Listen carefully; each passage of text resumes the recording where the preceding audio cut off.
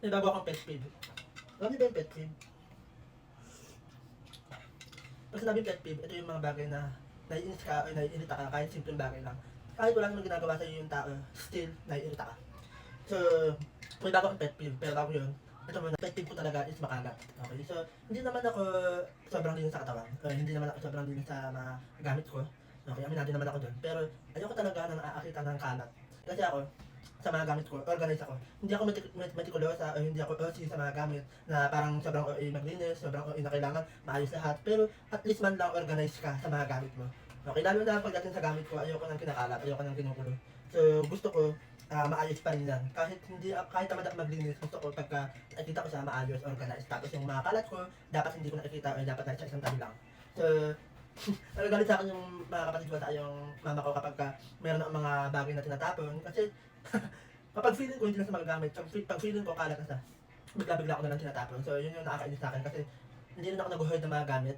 Pagka alam kong dagdag kalat, hindi na siya mapapakinabangan, tinatapon ko na sa agad. Kahit damit.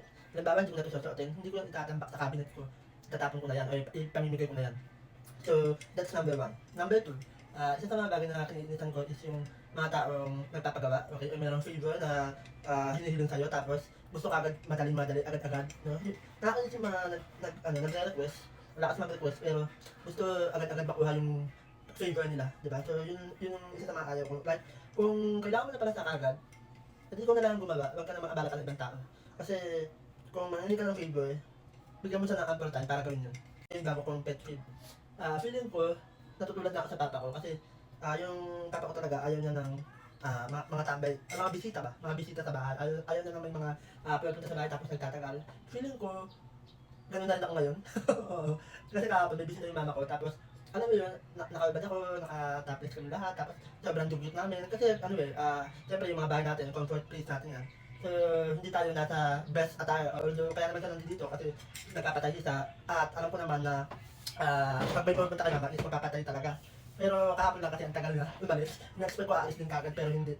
Tapos yun, medyo nairita lang ako talaga. Kasi ako hindi rin ako nagpapapunta ng bisita sa bahay. Hindi ko nakagawian na may papuntahin na bisita sa bahay. Kung meron man mga kaibigan, magagather man kami, hindi dito sa bahay, lalabas kami, magko-coffee shop, o gagala. Kapag nasa bahay ako, ito yung comfort zone ko, ito yung comfort place ko na relax ako, malaya ako kung anong gusto kong gawin.